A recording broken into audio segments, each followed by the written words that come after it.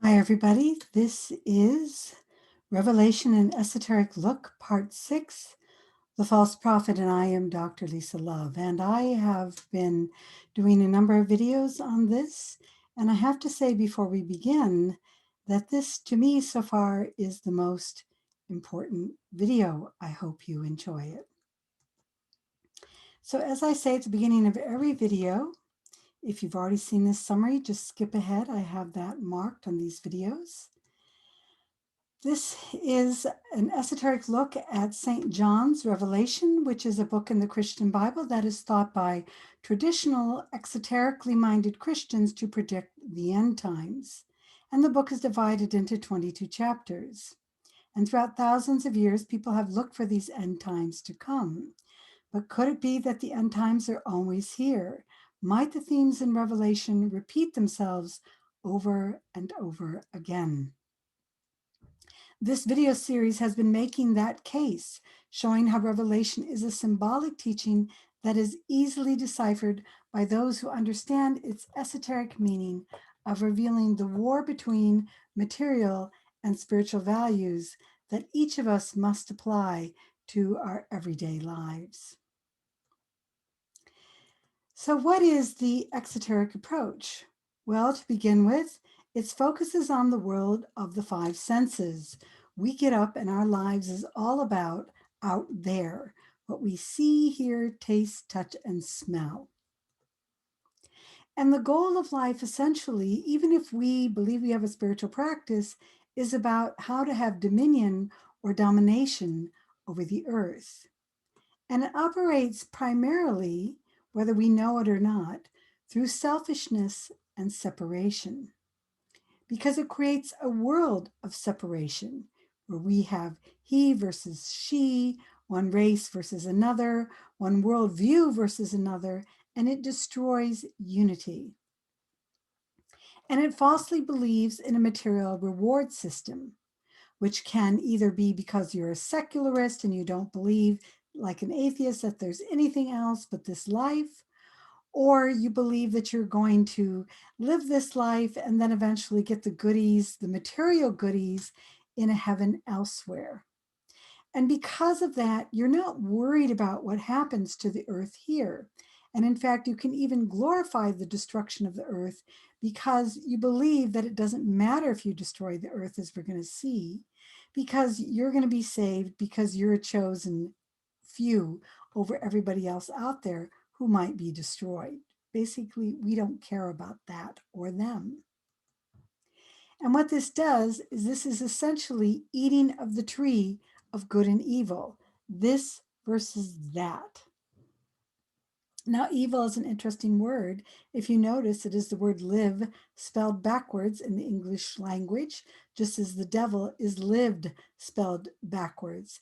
In other words, it is anti-life, anti the preservation of life, because of this polarization that we set up that makes it easy for me to objectify a person, a place, a thing, an animal, etc., and not care about its life.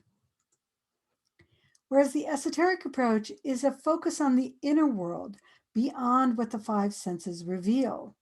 And the idea is to have dominion over oneself and one's negative tendencies. They keep one from truly appreciating life. They keep one from appreciating the life of one's body, the life of one's planet, the lives of other people, the lives of beings that aren't human. And essentially, the esoteric approach is, how do we discipline and train ourselves so we overcome the tendency to make evil out of live or out of life? The esoteric approach feeds the capacity to create unity and enhances our ability to have compassion and love. It creates a world of peace, the New Jerusalem, as it's referred to in Revelation, where all people's views, races are harmonized together so that the earth is purified, cherished, and respected. Now, that doesn't mean that we're creating uniformity. We all have to be one form, all the same. That's part of the exoteric approach that is happy to have us all eat one food, have one palm oil with palm trees, etc., gets rid of the diversity of life. The esoteric approach doesn't create uniformity, one form. It creates unanimity, one ability to unanimously appreciate the diversity around us, because we can embrace that diversity with an appreciation, a respect for what differences are all about, and harmonize it through our capacity to love it and intelligently unite with it. And that's eating of the tree of life. So, as I've said, Revelation has 22 chapters, and the first video went through the first 4 chapters, and the exoteric view with St. John goes into some kind of psychedelic mystical state. Did he do a drug? What's going on here? That he has this weird vision of going up into a throne room with these 4 weird creatures and 24 elders and 7 lampstands with 7 stars above it. And basically, it's pretty hard to figure out. But the esoteric view, watch the video I did on this, is that St. John is going into a meditative state known as samadhi.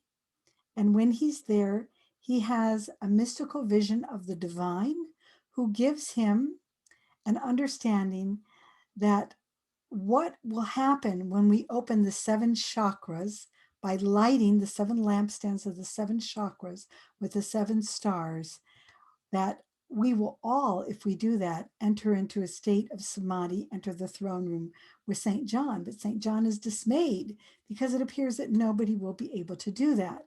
So Revelation is a story about how we can all do that. The next video covered the next 3 chapters. And the exoteric view is that a scroll is given to St. John that has 7 seals, and somehow or another, 144,000 people only manage to get sealed in the right way. Now, exoteric views change that because that's kind of hard to swallow that only 144,000 people will be saved. So they create all kinds of things that aren't in Revelation about a rapture, going up to heaven, these kinds of things, so that more people can be saved than just 144,000. But the esoteric view is totally different. Why? Because we know that the 7 chakras, which, if we consider them as stars, they have points. If we consider them as petals, as lotuses, they have petals, have 144,000 points or petals that we need to open. And once we open them correctly by purifying ourselves correctly, so that we are filled with that Christ-like compassion and love, then we too can enter the throne room 24 elders, 7 chakras, 7 days of the week. We too will be in that Christ-like state as we live in the world, but not of it. Then the next set of videos covered the next chapters, and the exoteric version is some trumpets start to sound and a bunch of destruction starts to happen, and then 2 strange looking olive trees pop up and prophesize and give a bunch of warnings. And St. John has to eat another scroll, this time in his mouth. He's not just handed it. I mean, it sounds pretty strange unless you understand the esoteric approach. And if you do that, you understand that each of the 7 chakras, there are 7 trumpets, has a sound. And when that sound is sounded, after the seals are broken, the chakras are activated through sound. But a warning is given that if we haven't purified our negative tendencies enough, and we learn what those purifications need to be when the 7 seals are opened, but now the chakras are being activated, and if we haven't purified them enough, then when the Kundalini or dragon energy, watch the video if you want to learn more, starts to awaken, it will not go up the central channel of the Sushumna or the tree of life. It will go into the right and left channels, 2 olive trees, the 2 right and left trees of the nervous system, known in the etheric levels as the Ida and Pingala, and more destruction will occur. So, Then we had a video on who is the red dragon. Basically, it's the Kundalini, who chases away the celestial virgin, giving birth to Christ consciousness, to a new expanded level of consciousness that will include a new level of understanding how to love and become more inclusive to a new level we haven't been inclusive before. And if we are able to be inclusive to that new expansion of Christ child consciousness, then we will have a celestial, virginal, purified, beautiful earth to live in. But we haven't done the necessary purifications. So the red dragon, the Kundalini energy, is splitting off into the tree of good and evil, into the two channels of Ida and Pingala, and is not going up the Sushumna in the correct purified way. And so the celestial virgin has to be put into exile in a desert until the purifications can be made in the right way. And while those purifications are not being made in the right way, while the celestial virgin is off in the desert and her potential new Christ-like expanded consciousness of greater inclusivity is being held protected in the throne room, a beast emerges. And we learned that that beast is essentially materialism. It's the levels of the three lower chakras in their negative tendencies. And we're going to look at that a little bit more in this video. Why? Because next, after the beast emerges, a false prophet emerges. And that's what this video is all about. Since we're going to get into the esoteric explanation and the exoteric explanation, I'm going to skip reading this section. So we have a number of battles. We have the red dragon, which I've already talked about, the beast, which rises, by the way, the dragon rises out of the earth. Earth rules the Muladhara, base of the spine chakra. A beast rises out of the sea. The sea or water rules the Svadhisthana, or the sacral center chakra, the second chakra.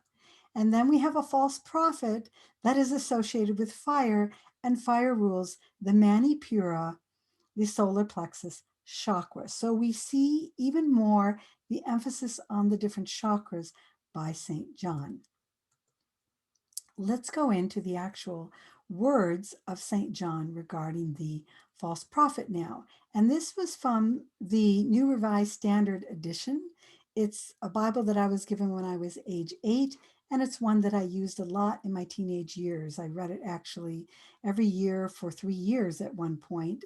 And so I still have a strong connection to this particular version of the Bible. I've read King James, I've read the Greek translations, I've read other versions of the Bible, but I'm using this version because I'm a little partial to it. Now another beast emerges out of the earth. It had 2 horns like a lamb and spoke like a dragon, and it exercised authority over the first beast and made all the earth's inhabitants to worship the first beast. The second beast worked great signs, made fire come down from heaven, and by other signs it deceived those who dwelled on earth, making them create an image of the beast to worship. That image was given breath and was allowed itself to speak. Those who did not worship this image, the beast caused to be slain. Then everyone left, small and great, rich and poor, free and slave, were given a mark on the right hand or forehead so that no one could buy or sell unless they had the mark, that is, the name or the number of the beast. As for the mark, St. John says, understanding this calls for wisdom, and then says the mark is a human number of 166. So, some things just to highlight here. This is a second beast. It emerges out of the earth, but it is associated with fire. It has 2 horns, which we're going to speak about, like the lamb, but it speaks like a dragon. The most important thing is it exercises authority over the first beast. That beast is associated with 666, 166. And the second beast, or the false prophet, works great signs, makes fire come down from heaven, and deceives everyone on earth by getting them to worship an image of the first beast. This image is given breath and allowed to speak. It's given life. It's like a living person. It's an idol, it's an image, but it's also like a living person. And basically, the false prophet makes it so that anybody who doesn't worship this beast will be slain. Then everybody left, small, great, rich, poor, free, and slave, are given a mark on the right hand or their forehead, so they cannot buy or sell unless they have this mark, which is the name or the number of the beast, 666. And we're going to get into a lot of explanation of all of this in this video. But let's start with the exoteric version. How a lot of people out there are interpreting this story who don't understand its symbolism. And I'm going to refer to a series of books I've referred to before, the Left Behind series. It started with the late great planet Earth in the 70s, and then the Left Behind series kind of built on that particular theme. And as we're going to see, it's become a whole series of books that have sold, this says 63 million copies. It's actually sold many more copies worldwide. So this fictional version of Revelation is actually coloring a lot of people's ideas of what they think will actually happen in fact. So regarding the exoteric version, many people believe that the false prophet, the second beast, will be someone like the character written about in the wildly popular Left Behind series of fictional books. I'm going to show you all the books in the next slide. This was published in the United States, and again, it attempts to give us an idea of what Revelation might actually look like. Now, in this series of books, the false prophet is a Catholic man named Leon Fortunato. Sounds Italian, doesn't it? And along with the beast, which we're going to meet as Nikolai in a moment in the next paragraph in this slide, along with the beast, Leon is trying to get others to join the Enigma Babylon One World Faith. Babylon is a word that comes from Revelation. We're going to look at that a little bit more later. But here's another clue here. There's an idea in the Left Behind series that people are trying to create a one world faith, the false prophet and the beast. And that one world faith believes that there are various paths to God, meaning we should be tolerant of other faiths instead of opposed to them and at war with them. So this is kind of a weird phrase, one world faith, because it makes it seem like it's going to be uniformity, one form, one faith, one interpretation of what that faith looks like.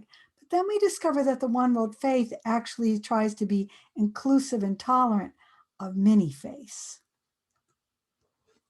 As for the beast, the false prophet is Leon. The beast is a white male Catholic man, that's male man, white male Catholic named Nicolae Carpathia, who's from Romania. And Nikolai becomes wealthy and powerful and then enters the political field, becoming president of his country, which is Romania.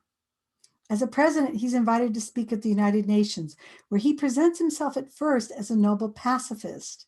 And everyone is so taken in by him that they allow him to take over the United Nations, where he sets up something known as the global community that attempts to respect all people and all faiths. So notice the kind of hints here in this series. Exoterically, we need to be careful of respecting all people and all faiths. There's something not good about that in the exoteric version. So once Nikolai is given worldwide control and influence, he is then taken over by the devil, and he becomes a worldwide dictator, oppressing especially those who represent the true Christian faith. And through the media and computers, he takes control of all communication and commerce so that no one can buy or sell without his approval or mark. Now you can kind of see why these Left Behind books written some time ago are freaking a lot of people out in 2021 when I'm doing this video, because they're worried that if we are now having computers and an internet worldwide, which wasn't, it was seeded back when the Left Behind books were written, but it wasn't dominant like it is now. And we all have cards with chips on them, and maybe we're going to be chipped ourselves. We're going to have the beast controlling everything we do, controlling the internet, controlling whether we can buy or sell, being able to cancel our card at will, being able to cancel our computer access at will. And this is pretty scary. In other words, whoever controls the global community and the worldwide internet and worldwide commerce can cancel you, cancel culture, any minute at any time. Now, in fairness, there is some legitimate reason for anxiety here.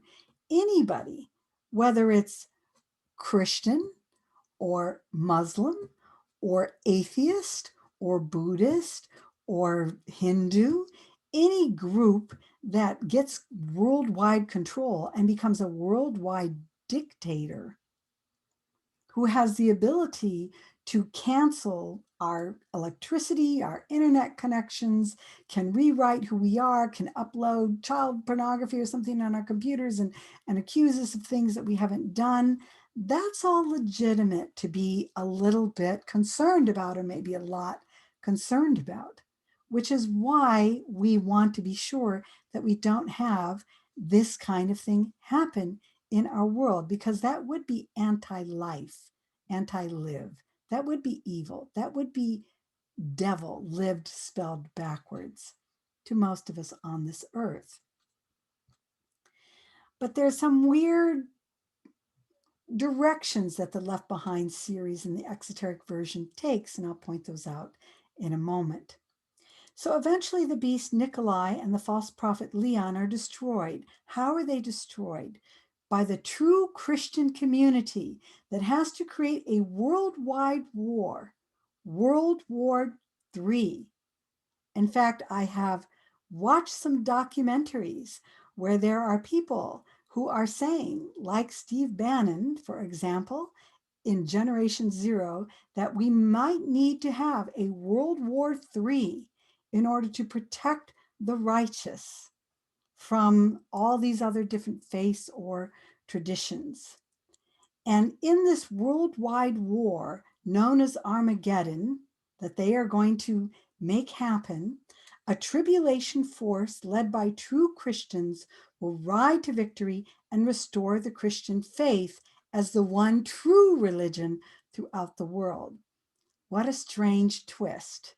We have Leon trying to get others to join the Enigma, Babylon, one world faith, tolerant of different faiths, being replaced by the tribulation force, who creates a worldwide Armageddon, who is trying to force everybody to adhere to their version of the Christian faith throughout the world. Here's a series of books. So though the Left Behind series is fiction, its narrative is having increased popularity as many exoteric and literalist Christians now preach that the beast and the false prophet they believe are actually among us. Why? Because like these fictional books, they fear a white male Catholic politician will come into power who will support the United Nations, global economic relations, and have tolerance of other religions instead of supporting their narrow fundamentalist view of Christianity, held mainly by Protestant leaders who want to put themselves into power and eliminate tolerance of other religions apart from their version of Christianity. Can you understand why so many people are freaking out? Note, these books, the Left Behind books, were written after we had our first Catholic president, John F. Kennedy. But they're also, some are saying, they're trying to apply it to the scenario of a current president who's come in, President Joe Biden. So these fictional books, and I've looked it up, there was a lot of backlash about the fact that the beast was Catholic in these books. And there's some apologetics that I've read regarding the Left Behind books, but essentially it's kind of interesting that they target that, because it's saying that if you're not of a particular, mainly Protestant, fundamentalist, exoteric, literal interpretation in the Left Behind series, that there's something wrong with you. In fact, not only wrong, You might be a threat to the entire planet. You might even be the beast.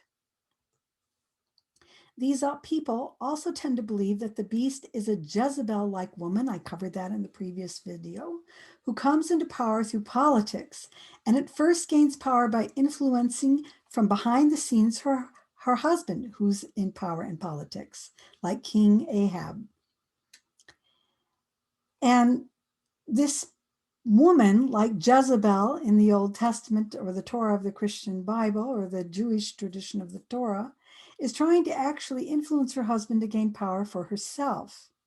And some people actually are saying that Hillary Clinton is a beast because she tried to influence her husband, President Bill Clinton, who was like a King Ahab behind the scenes, and then tried to become president herself. And this has stoked tremendous fear in them.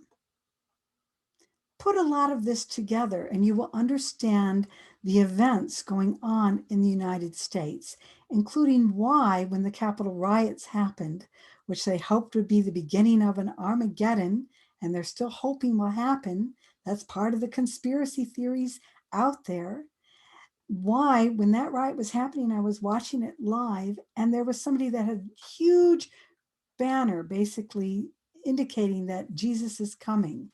And this explains why that banner was unfurled there as well. There's a mixture of people that were within those Capitol riots on January 6th in 2021, but some of it was actually this element. And there are people, I no doubt, even in our government, that are in the United States government or even governments throughout the world, since they're trying to get this going throughout the world in populist movements around the world. They're trying to convince people to join their tribulation force down here to defeat Nikolai so that they can eventually create Armageddon and create the glorious appearing of the kingdom come, of the rapture happening, of their version of Jesus coming in to save the day by establishing their version of what worldwide religion, and which was united with politics, should look like. So as the Left Behind books progress, they give a clear path of how to defeat the beast and the false prophet when they emerge. And essentially, as I've already said, World War III must occur, and the righteous Christians have to join a tribulation force to violently resist and destroy anyone who is opposed to their version of the one true Christian religion, put forward primarily by their powerful fundamentalist Christian leaders. So now true believers who are essentially tribal and intolerant unite their views with violence and not peace. And that becomes the new Christian ethic. That's why we need assault weapons everywhere to be funded. It's why we've got to have the NRA stay in power, because we've got to be sure that these people get the right weapons so they can be part of the tribulation force for when they need to destroy their idea of who the beast is. So the increasingly powerful leaders of these fundamentalist Christian churches use fear, not love, to get their followers to engage in hate and war, all for a righteous cause. At this point, then, we can forget about St. John's warning to clean up your inner life through yoga, meditation, and introspection. Throw out any esoteric pacifist and mystical worldviews that require deep thought and discipline in your attempts to live a more holy life. Your task isn't to do that cleanup work which the esoteric version indicates. Your task is just to make sure you pick the right version of Christianity and the right Christian leaders to follow. Why? So you can feel safe, because a lot of fear is being stirred up, a lot of hate's being stirred up, and you have to feel safe and know that you're picking the right viewpoint so you can be saved and give your blind allegiance to their version of Jesus, who has now essentially become a genocidal, earth-destroying, full of vengeance being. Pledge allegiance to that version of Jesus, or else your soul may be lost and damned to hell forever. Here's the summary. Remember, I've been putting all these things together as we go through this series. I don't know where to quite put you can't see it, but the picture of my video covers some of the text I need to read. So I move it around, but when the video actually records, it doesn't show me moving my video around, though once it did. So we have the church, and I don't really know how to say this. I've said it Laodicea, but maybe it's supposed to be Laodica, Laodica? I'm not quite sure. Forgive me if I don't know how to say it. That's the church associated with this third lamp, third seal, who has the horse that comes out, the trumpet that's associated with it, that destroys a third of the rivers, and eventually, if we keep going, we're not there yet in this video series, will destroy all the rivers when the bowl is poured out. This church, St. John said, had no positive qualities. Its negative qualities was it was too lukewarm and neutral. It needed to be more zealous and repentant. The horse that came out is there to bring balance so we can be fair and just. If we're not fair and just, then a meteor named Wormwood comes down and destroys a third of all the rivers, making them too polluted to drink. It comes down once the trumpet is sounded.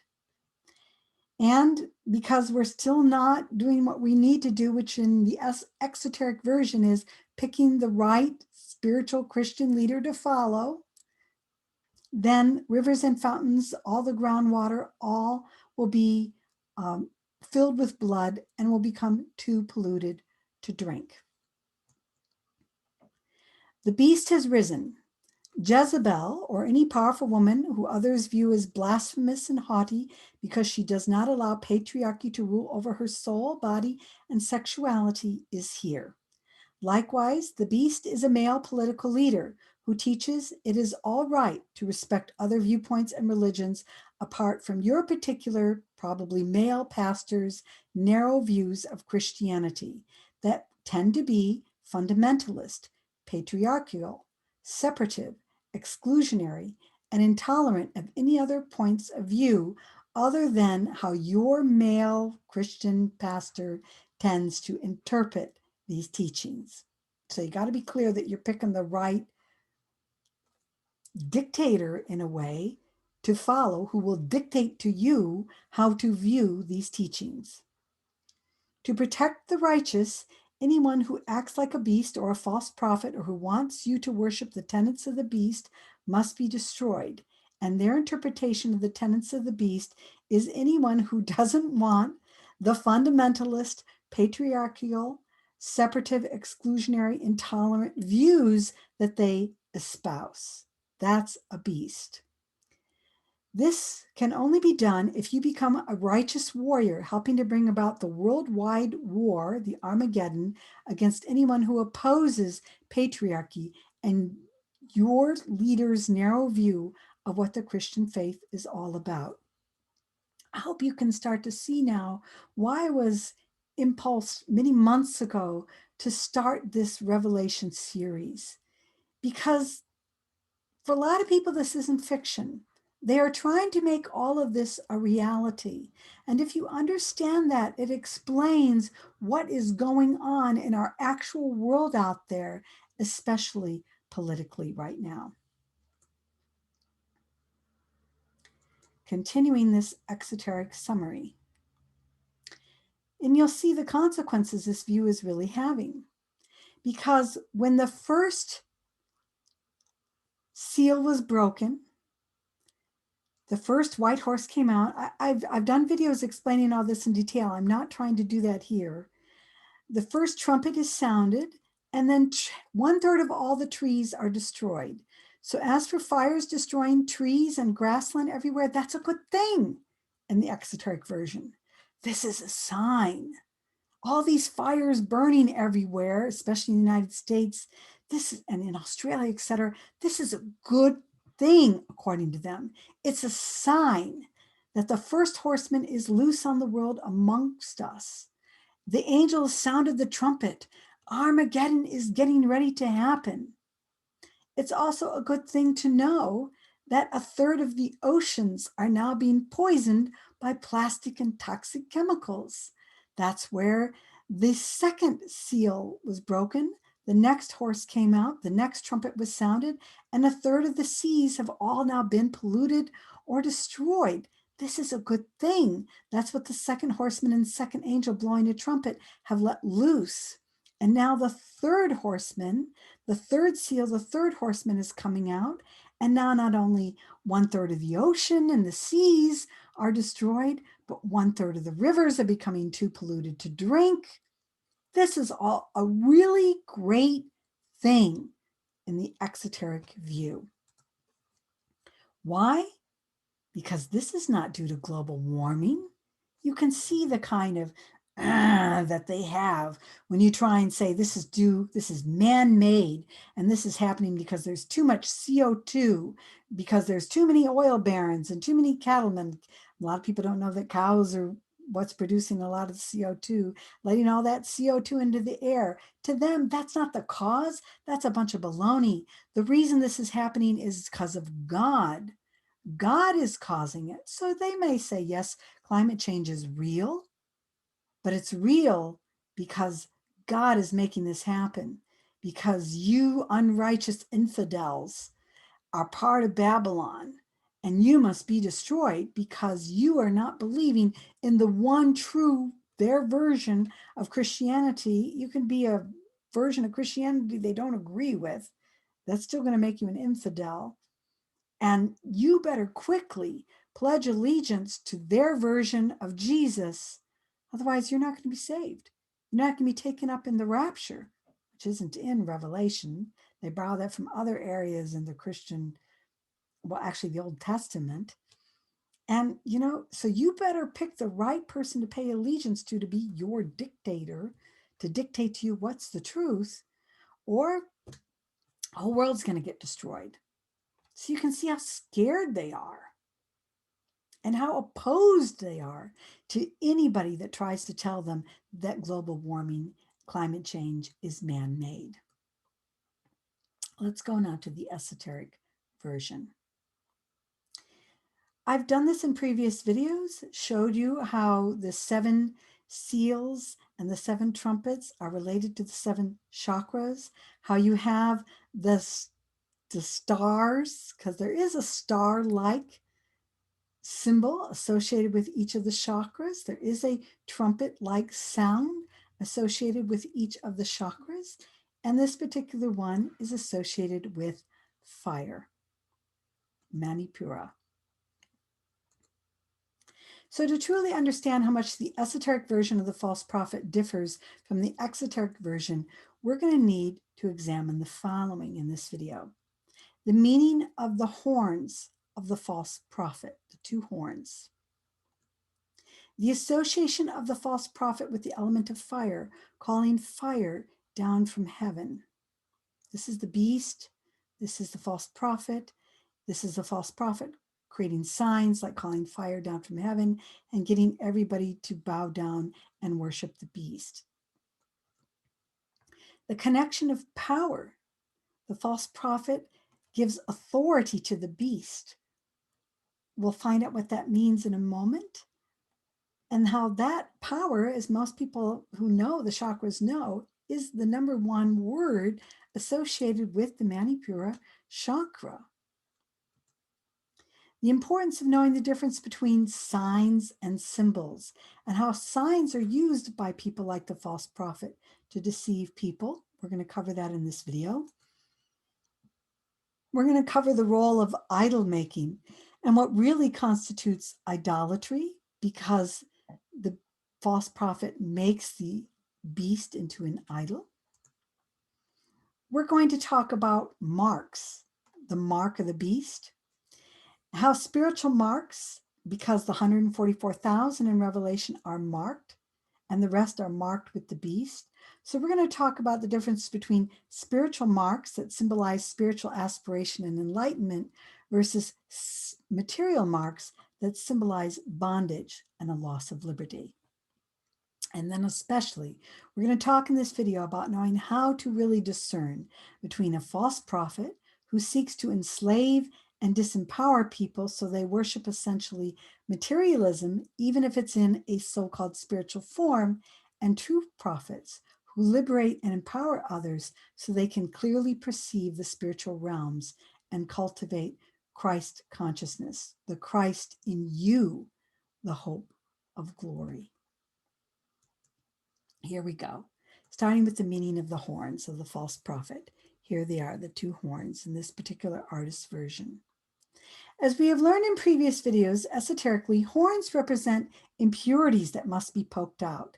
The lamb has 7 horns, and those horns are used to purify, to poke out the characteristics within the 7 chakras that need to be redeemed. The lamb makes the sacrifice to go ahead and purify that which needs to be purified.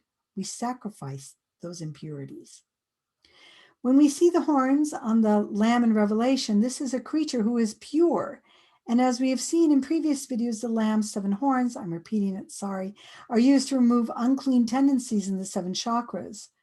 With impure creatures, however, like the dragon and the dragon has horns, the beast has horns, the false prophet has horns. These horns are used to defend the lower selfish nature. With a false prophet, the 2 horns then symbolize, or may symbolize, the 2 stars or petals of the ajna center, which is the center of vision. Only with the false prophet, the horns could mean that we become blind to spiritual realities. Where there's no vision, the people perish. So we no longer have spiritual vision here with the false prophet. We become blind to that. And so now we only believe in the realm of the 5 senses. And important, we can no longer develop our higher minds and spiritual intuition to help us see clearly what's really going on. Our clarity, our intuition is knocked out by false prophets. Then the association of the false prophet with fire. As a reminder, we saw that the dragon was associated with earth. It rose from the earth. Earth is the root chakra. I've already said this. The beast with water, the false prophet connected to fire. Now, the false prophet came out of the earth, but brings down fire, has the association with fire. And again, to me, this shows us that St. John knows the yoga tradition. If you understand the yoga tradition, you see the symbolism everywhere. That's what I've been doing in these videos. Here is the yoga tradition. And again, watch my previous videos. I'm not going to repeat all this here. This is the Ida Pingala, the tree of good and evil, unless you learn to carry it up the Sushumna, the tree of life, in the correct way. Here is the dragon, which can also be a serpent, coiled down here, and basically it empowers the tree of good and evil in an unhealthy way, which creates that separation and division. So the false prophet is connected to the Manipura, this 3rd chakra, also known as the power center. And as we have seen, the false prophet exercises authority or has power over the beast and empowers that beast so other people will make an idol of it and bow down to it. So the consciousness in the Manipura chakra likewise seeks to exercise authority or have power over others for better or worse. That's the point. The root word author is found within the word authority. As the author, we decide what thoughts and beliefs will influence others. If these thoughts and beliefs expand consciousness and increase compassion, wisdom, inclusivity, and love, then the author is coming from a place of spiritual influence. The author has Christ consciousness. But the false prophet, however, exercises that authority in a different way. That every chakra has 2 parts to it that we can split off into if we don't learn how to balance it. Here it's being balanced and we're going up the central channel. But if we don't do that, we're going to have this split of good and evil, the good and the evil use of it, and they will war with each other unless they learn how to unite together in the right way up the central channel, the tree of life. So what does the false prophet do? The false prophet exercises authority through exclusion, fear, intimidation, feeding a lust for power, increasing ignorance, and creating emotional reactivity in others, and focusing on the material world, even if they're claiming to be spiritual. In this way, false prophets are actually disempowering others by getting them to focus on the world of the five senses and increasing their need and desire for money, pleasure, sex, and power. You become afraid that other people are going to disempower you.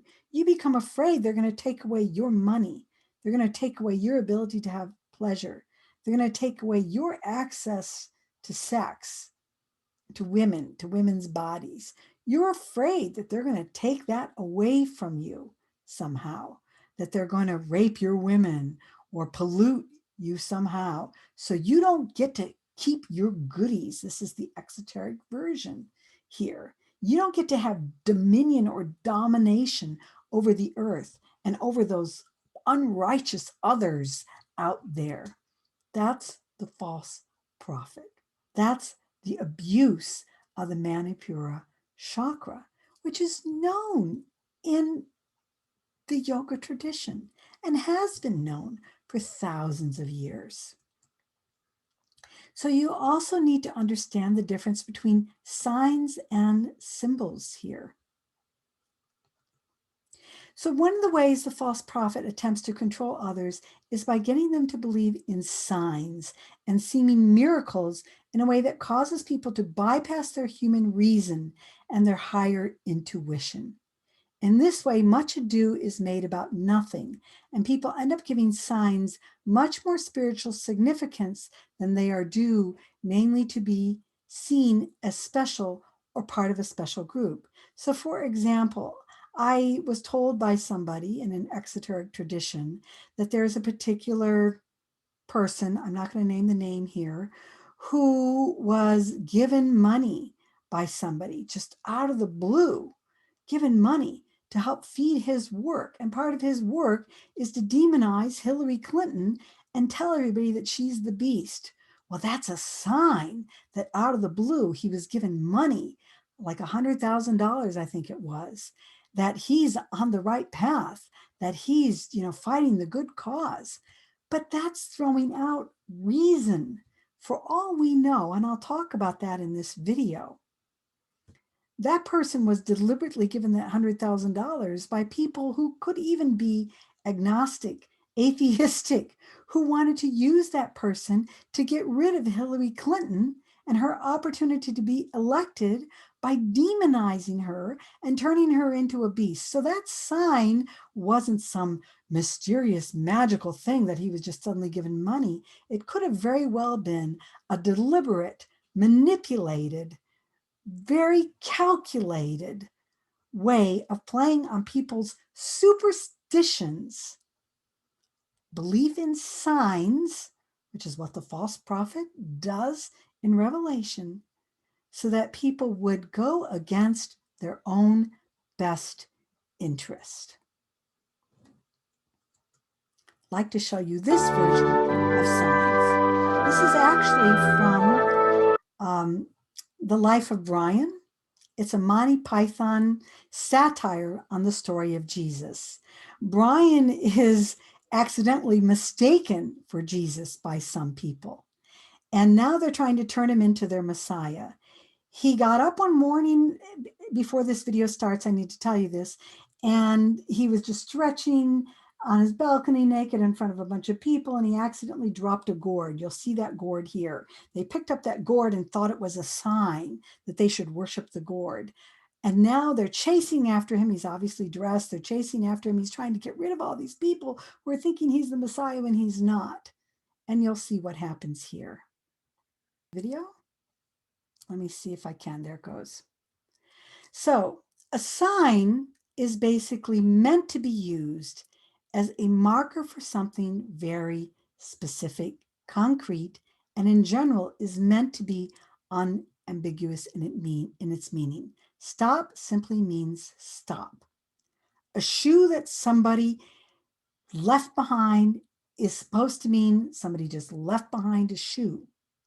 But what false prophets do is they take these seemingly simple things and make them overly complex. And then they create all this division and argument about what these signs are really supposed to mean, usually because it's designed to try and get one person's view as seen to be more important than another person's view. And we can create the tree of good and evil. We can break it up into these opposing viewpoints and try and decide who's right and who's wrong, instead of trying to create a more holistic understanding that can include both points of view, all points of view. He just left his shoe behind by accident. It's not really supposed to mean anything. But if you want it to mean something, okay, it could be called a sandal. It could be called a shoe.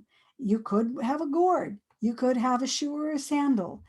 Let's just all agree to disagree. That's not what happens with the false prophet. It's not what they're trying to be about. Why? Because they want you to not do that. They want to focus on power. And they want to be in power. And they want to empower themselves and their followers and disempower everybody else. Give life to themselves and take away life from everybody else. Interesting. Live evil. Lived devil. As emotional, or it should say, an emotional and selfish interpretation now influences the true meaning of what the sign is. The logical mind is bypassed. Some of the obvious reasons why the sign may exist are ignored. False prophets play then upon people's emotional and gullible natures. They even manipulate signs. They perform so-called miracles. Why? Primarily to fleece people of their money, their dignity, their power to discern what true spiritual significance and value is in life. Let's go on and learn more about the difference between signs and symbols. Whereas signs are meant to be concrete, symbols are meant to awaken the abstract mind and intuition without throwing logic to the wind. Revelation is full of symbolism. And I've been trying to give you my understanding of the symbolism of Revelation. And I hope that I've been helping you do that. Maybe all of my interpretations aren't correct. I'm happy to hear your point of view on it. But let's do so in a way that is civil and respectful and not fall into who's right and who's wrong in this antagonistic way, but rather a more nuanced way. Why? Because symbols have many layers of interpretation. Let's just take the Christian cross as a symbol. To one person, the cross may symbolize the suffering Jesus endured on the cross and bring comfort to that person who no longer feels alone in the world in his or her suffering. Somebody out there who is far more spiritual than me also suffered like me. That person knows my suffering. That's deeply meaningful interpretation of the symbol. But another person may view this symbol of the cross and see it a different way, as a reminder of how sacrifices need to be made in our own spiritual lives so that we learn to emulate the humility and compassion of Christ. For us, then, the cross is a reminder of the sacrifices we need to make to purify ourselves so we can become Christ-like and discover the Christ in us, the hope of glory. Yet another person may see the symbol of the cross and view it with loathing. Why? Because for them, that cross stimulates memories of intolerant, fanatical, and even cruel evangelical Christians bent on converting them to their cause no matter who they hurt. In other words, that cross is a symbol of evil. It became anti-life for them. It took their lives away. It took their liberty away. And so that cross is not something they particularly like. Then again, another person may view the Christian cross as a reminder of Christians who were kind and generous to them, maybe evangelical Christians who came in and helped them come to the path of Christianity by opening their hearts and freeing themselves from a feeling of suffering, a hopelessness, loneliness that brought them onto the spiritual path. That cross, that evangelical Christian, then, is a good thing. My point is, to penetrate any symbol, we need an open mind. We need keen discernment, tolerance, understanding, and intuition. Our minds and hearts need to be flexible enough to see the variety of ways a set of symbols can be viewed. We can still be partial in our own interpretation. I might be partial in mine if you challenge me on my series of revelations. I might be a human being and be a little reactive. Oh, it's my viewpoint's being challenged. That's okay. That's human. But ideally, I don't become so reactive, so fanatical that I am not able to keep my mind open, my heart open, my discernment open. If I can't fully embrace you, at least I can be tolerant. I can at least try and penetrate and understand your point of view. That's the Christ-like path. That keeps us from being at war with each other. That helps us to be at peace with each other, which is the new Jerusalem that St. John is wanting us to build on this on earth as it is in heaven. Not up there in heaven somewhere by being raptured off to some other place, on earth as it is in heaven, where the celestial virgin, the virginal earth, virgin means purified earth, purified love between people being here on earth can exist as the New Jerusalem. But to do that, we have to work honestly with a set of symbols and move beyond our fanatical interpretations and our emotional reactions. We have to see, I'm emotionally reacting. That's okay. I have to maybe take a break, sit with this. Even what I'm saying in this video, take a break, sit with it, take time to assimilate it, come back to it if you want. Don't come back to it if you don't want. But at least try and sit with it, be open. Work honestly with a set of symbols, and ideally bring the many ways of relating to a set of symbols into a synthesis. Continuing with the difference between signs and symbols. For something to be truly symbolic, we have to understand a few things. The meaning cannot exist in a gray zone where it's simplistic, vague, and highly open to interpretation. For example, reading tea leaves. Now, there's a book, I guess, on how to read tea leaves. And so maybe if you do that and you're looking at tea leaves and how they were left in a bowl, maybe you can begin to make some symbolism out of it. Okay, but this is a very low level of symbolism that doesn't involve deep penetrations here. It's more simplistic, vague, highly open to interpretation, which is in the gray zone between a sign, which is clear-cut, stop means stop, and a symbol. Symbols are supposed to act as a gateway to an interior dimension. They're not just supposed to keep us in an emotional, no-mind guessing game of what it means and blind belief and attachment to something. It's supposed to act as a gateway to help us penetrate a deeper spiritual meaning of something. Now, I'm picking Christian symbols because St. John is in Christianity, but these symbols could be related to any other faith, but let's stick with the Christian symbols here.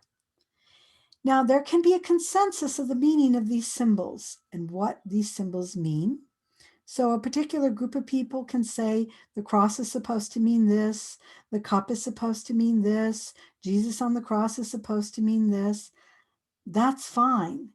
But even there, in the consensus of these symbols, which then makes it more of a sign. Stop means stop, cross means cross, cup means cup type of thing. There still is inherent within a true symbol layers of potential meaning that we can still get through. Take astrology. Now, a lot of people will move astrology down here to something like tea leaf reading. And you can do that with astrology. It can simply be like tea leaves, predicting future, bypassing mind, bypassing logic, intuition, etc. Or just, personality characteristics. I'm a Leo and you're a Libra, and they mean this, and that means we get along or we don't get along because you're a Taurus and I'm a Leo, and etc., etc. That's more in the gray zone.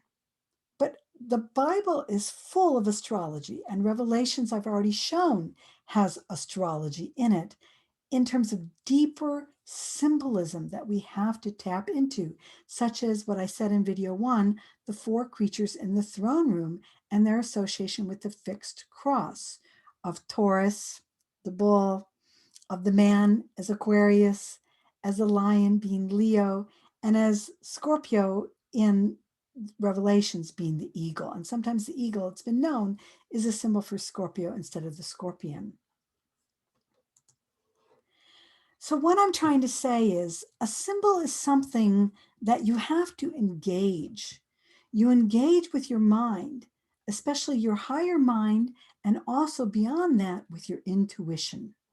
Symbols are not meant to be taken literally the way signs are.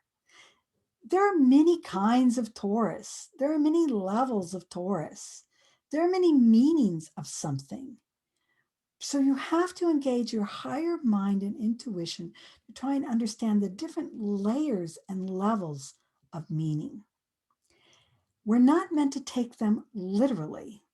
We're meant to take them symbolically.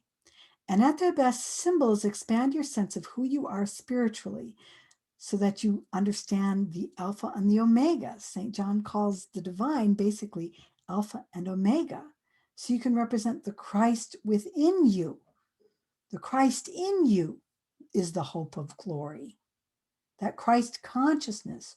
So you too can say, I and the Father are one. These are deep mysteries, which the esoteric mystery traditions in the West, hidden in Western esoteric Christianity symbolism, as well as in Masonic symbolism, as well as in the East, in the yogic symbolism. And you start to find out the symbolism all lines up. It ends up being a lot the same if you know how to work with symbols, which means you've got to spend a lot of time engaging your higher mind, your intuition. That kind of realization is what the yogic path leads to. As we are learning, Christianity is full of yoga symbology. Even the Vatican's most visited feature over here, the statue of a pine cone with 2 peacocks on either side of it, here's the peacocks, is a yoga symbol. To the uninitiated, worshiping a pine cone statue makes Catholics seem like strange birds indeed. Why? Because they're taking the pine cone literally as a sign. False prophets either can't see beyond signs and work in symbolism, they don't have higher mind, they're not able to penetrate deeper levels of symbolism, or else those false prophets can do that, but basically they don't care, which we'll learn in just a little bit. They want to manipulate you. So you stick with your superstitions. You don't understand how to read this stuff. And they'll even demonize this stuff. They'll demonize Catholic symbolism. They'll demonize the symbolic traditions of other people, such as making the Masonic tradition part of the New World Order, which is evil, which you have to destroy, type of thing again. Instead of understanding that the Masonic symbolism basically went underground because it was being persecuted. And if you understand the deeper levels of Masonic symbolism, which a lot of Masons don't even do because they're exoteric, but if you know how to see that, you'll see how it lines up with the Catholic symbolism, how it lines up with the Buddhist symbolism and the Hindu symbolism and the Islam symbolism. And that's where all paths start to seem the same. But that requires a lot of mental and spiritual work to be able to do that.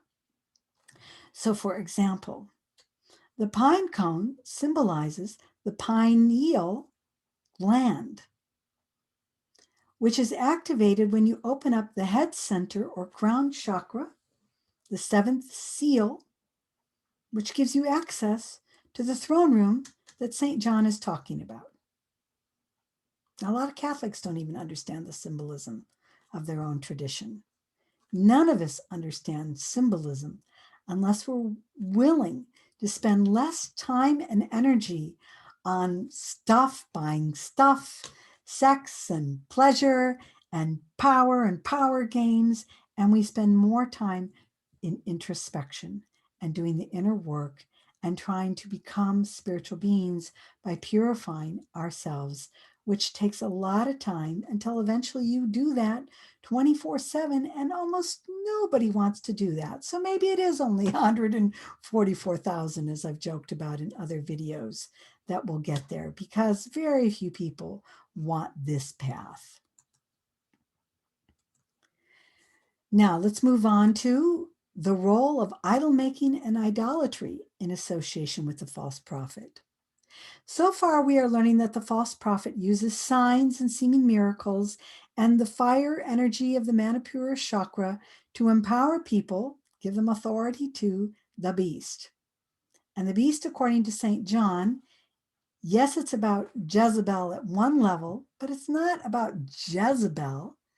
It's about Jezebel getting people to worship Baal and the things of Baal, which is money, sex, pleasure, and power. That's what it's about. It's not about a woman coming into power. St. John isn't opposed to women in power. He's opposed to anybody who wants to worship things of this world, the world of the five senses. And you spend all your life basically about that and not about these inner processes. You spend all of your life only being able to have your higher mind and intuition cut off. So you're just having emotional, literal interpretations of things instead of the capacity, by having cultivated your higher mind and intuition through practices like meditation and purifying your life and opening your compassionate Christ-like heart so that you follow a Christ-like life. So you become Christ-like yourself. Too many people don't do that.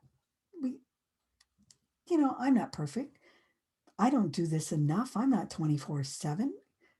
Absolutely not. I've got a long ways to go, but may I have the humility to say, I have a long ways to go, instead of assuming I'm already there and then demonizing everybody else as if somehow I'm way better than them and they're just all beneath me. Now you can make me the new idol and you can worship and bow down to me. By the way, as you do that, be sure to give me lots of money. I need a bigger house, better cars, and lots more stuff. Thank you. Joking. Well, it's not bad to have a little bit of a nice house, a little bit of a car to get around, a little bit in life. We're not trying to, unless you're maybe really evolved, to become a total aesthetic.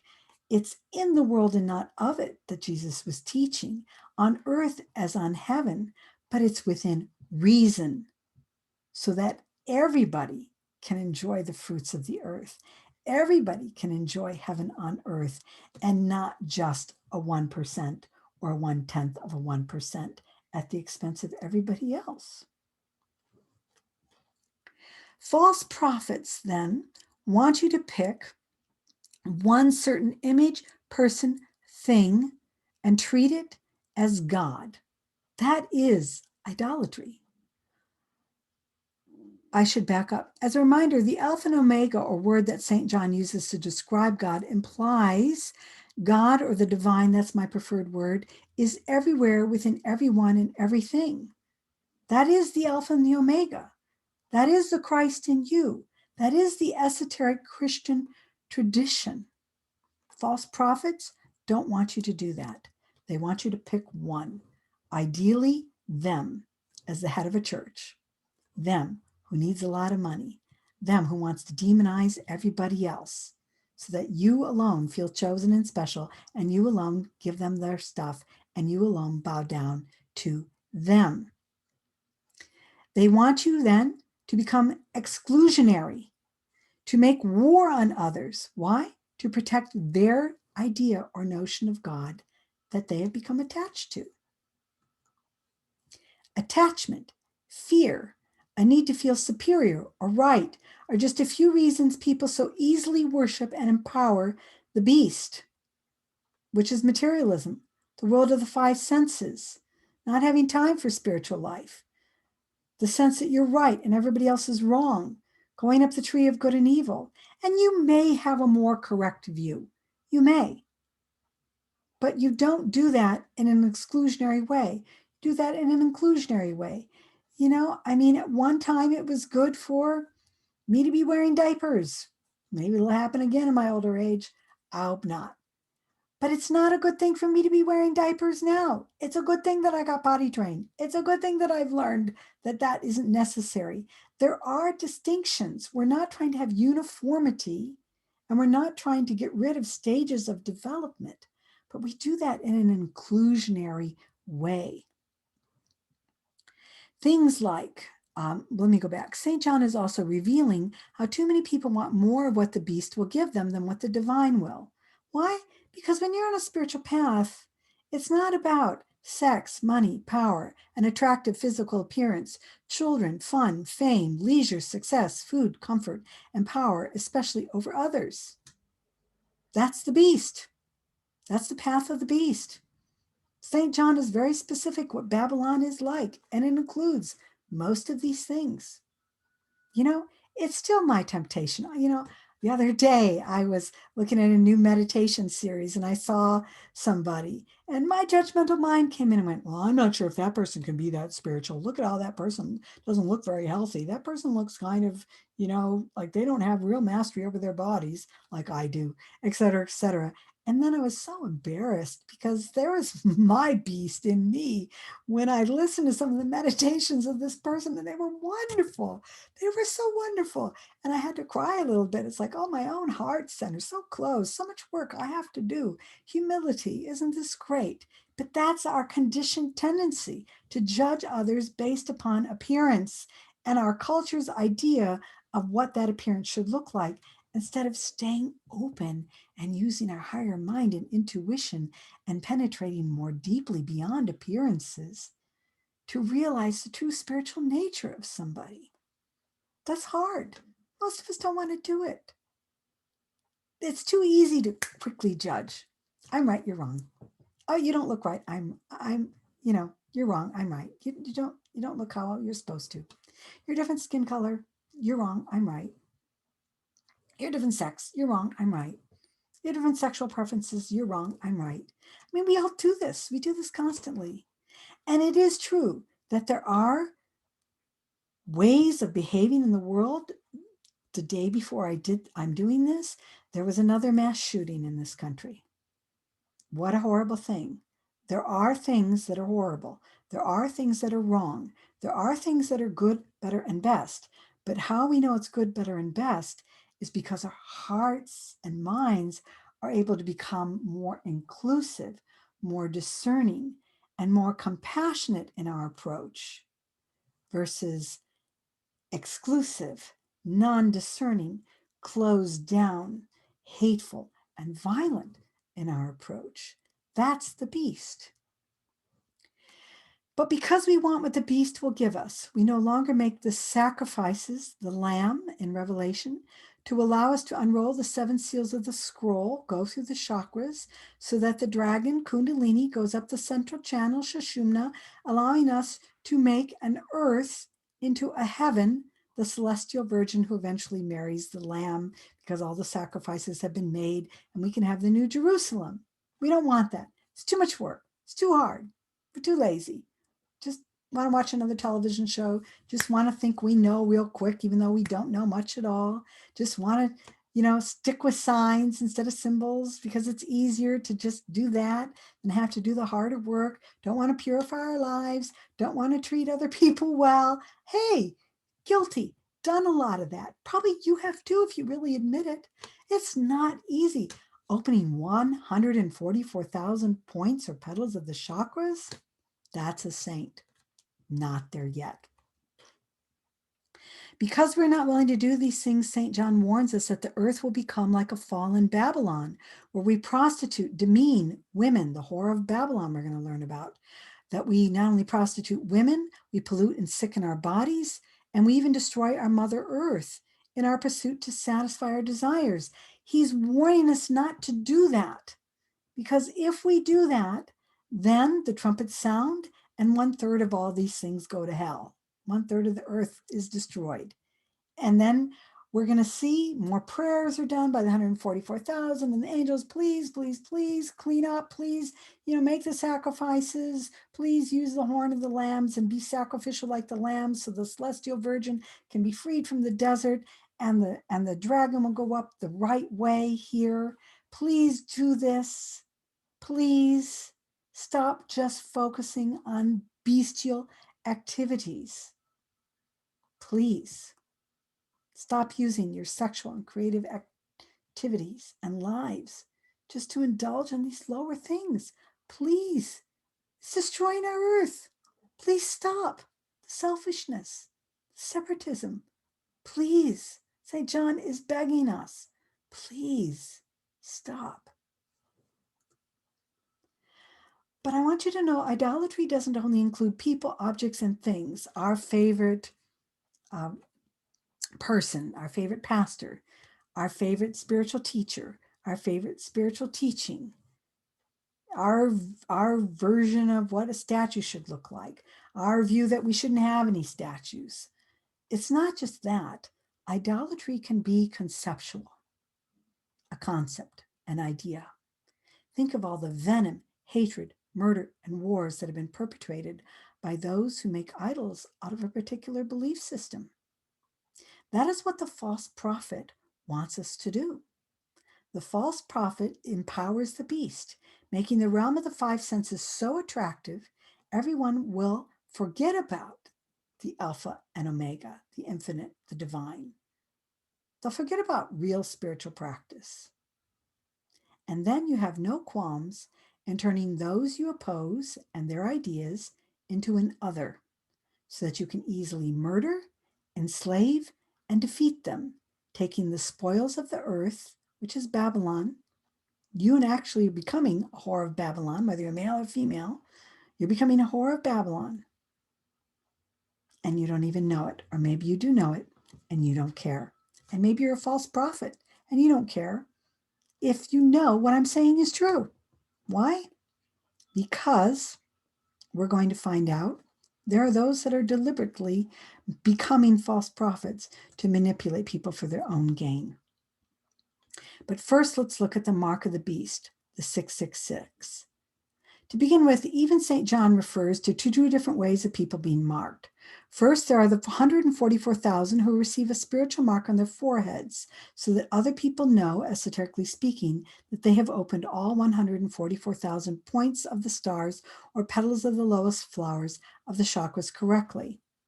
Now, what this spiritual mark may have looked like in St. John's time, we don't really know. But the idea of marks on the forehead is a very ancient one that goes back thousands of years before even St. John and the Christian religion existed. For example, here are some marks that come from the Hindu religion, and the Hindu religion dates thousands of years before Christianity. And, this is an interesting chart, and these different marks indicate different levels of spiritual advancement that you have. That's why you see things like progress here. Here are some spiritual marks I found that existed in the time of Christianity. I don't know what these marks mean. They weren't explained, but it was some evidence to me that Christians were also using, or maybe these are Jewish, I'm not quite sure, these spiritual marks. Here's a modern day spiritual mark. This is a woman who's getting the mark on her forehead during Ash Wednesday, which begins to indicate that you're going to go through a 40-day period of fasting, repentance, and cleansing. Now we see this kind of cleansing, fasting, purification tradition honored not only in the Catholic tradition, there are some Protestant faiths that really honor Lent in this way as a purificatory thing. Islam has its purifications. Other religions have their purifications that they do. But the idea is that spirituality and spiritual marks indicate different levels of spiritual realization and spiritual purification that have taken place. But then there are other kinds of marks. These kinds of marks are more in alignment with marks of the beast. These marks are also ancient, going back thousands of years. And when given to someone, they imply that the person is less than human. They are beast-like. Now, St. John is warning us about this, showing us how the beast and the false prophet make it easy for us to other people instead of having Christ-like compassion or love for them. Now, slavery was prevalent at the time St. John wrote Revelation, and many fellow Christians were forced into slavery by the Roman Empire. Sadly, throughout most of human history, in every part of the earth, actually, slavery has existed. In fact, in our modern times, under the name human trafficking, slavery is thought to be more prevalent than ever. Slaves were marked for various reasons throughout history. In part, it was a way to prove that a slave belonged to you, in much the same way that you would brand an animal that you owned. It was a way to other somebody, to make them bestial. Slaves were marked both to imply that they were not human, but rather a beast of burden that could be bought and sold and treated in any way the owner desired.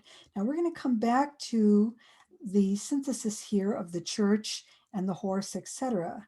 But I'll say it here. You know, the horse brings the balance here associated with this chakra. And the balance is about this, I guess I'm saying it here, this notion of buying and selling we see St. John using with the horse that appears with the scales of justice that are meant to only be used in a way that uplifts, frees, and empowers people, not enslaves them. We are just and fair and balanced. But the false prophet perverts that idea and makes slavery, othering others, seem perfectly normal. The false prophet makes it okay to turn other people into beasts, to take away their freedoms, to enslave them, to take away their liberty. And when we talk about freedom, we're not talking about free to be dumb. And the false prophet tries to take away your freedom by making you dumb, by not encouraging you to think, to be skeptical, even of them, even of me, and what they're saying or I'm saying, to engage your own mind and intuition, to do that by engaging your own spiritual practice. The false prophet is going to want to ban you from looking at or understanding certain things. Now, there is some danger because the false prophet is going to proliferate everything with lies and deception and keep you dumb so you don't have the spiritual intuition or vision to understand what's lies or deception. That's a hard part about freedom. That's part of what you have to take on for yourself then. If you're truly doing the purification work, you're going to be able to do that. Otherwise, you yourself are going to be gullible because you're going to think that you've got the truth when you don't. Even I don't have all the truth here, but I think I'm getting a closer approximation of it and what St. John means. Now, spiritual marks were also used in the way of branding to humiliate people. For example, in ancient Rome, around the time St. John was writing, slaves who were runners were branded with the letters FGV for fugitives on their forehead. Robbers, or those who were going to be thrown into the gladiator show, were branded with an F. Sometimes Christians were branded between the eyes or on the cheeks if they refused to sacrifice to Roman gods and goddesses. In the early American colonies, I discovered in both North, Central, and South America, free people could be branded if you did something they thought was illegal or immoral. So you might be given an A if you committed adultery, A D if you were a drunk. A B, I have a picture of an old engraving here where somebody was branded with a B if you were a blasphemer. A T if you were a thief or liar. An R if you were a rogue. An F if you were a forger. An SL if you were a seditious liar. They had all kinds of brands. There are still some countries where people will brand people like this here. Sadly, today, branding still goes on. And as I said, slavery, known as human trafficking, and also bonded laborers, is still going on. In fact, it's said that it's worse than it ever has been.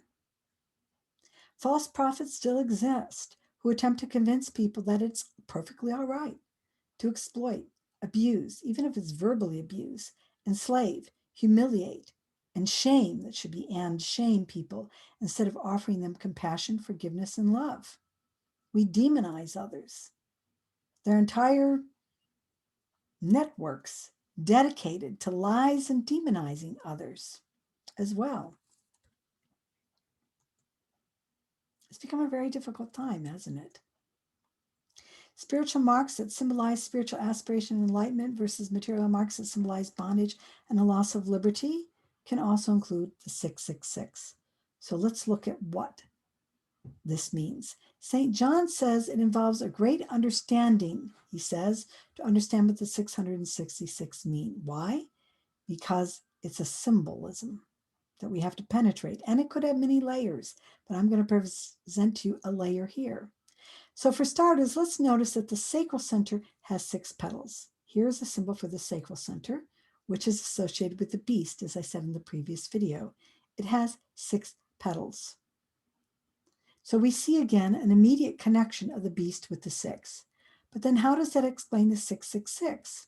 Well, let's get into some esoteric numerology. Each number stands for a certain combination of how spirit and matter connect. So in the 6, notice here, the circle, the 0, is at the bottom of the 6 of spirit. It's at its lowest point. The circle represents spirit, but here it's at its lowest point. When we reverse this, we get the opposite of 666, which is 999. So here's the 6s at the lowest point. Here's the circle at the highest point in the 999. But then what does that, so we have 6 and we have 9, but how does that really explain the 666 and the 999? Well, in esoteric circles, the 666, or the number of the beast, has been known to represent the 3 lower chakras, because these chakras represent power, connected to the false prophet, sex and pleasure associated with the beast, and money and security connected to the dragon and the celestial virgin. So here we have by the way, this is the medical symbol. Here we go again, and isn't that interesting? And yet this caduceus that's used in medicine represents that the dragon or the serpent crossed through the sushumna in the right way, went through like this up the central channel until the wings of the dragon, the 2 petals of the ajna center, opened, and we reach the throne room of the head center. So the 666 is the Manipura, solar plexus, sacral center, and the Muladhara chakras. Now you can easily see the 7 stars that sit on the 7 lamps. So when you see menorah with 7 lampstands, now you know what that means from this esoteric sense as well. Then what is the 999? It's the 3 higher chakras. The throat, Vishuddha chakra, or excuse me, the Anahata, the heart center, the throat, the Vishuddha chakra, and I say it Ajna, I've heard it said Agna, Akna. It's said different ways. I'm going to use Ajna, which is how I've been trained to say it, whether it's right or wrong.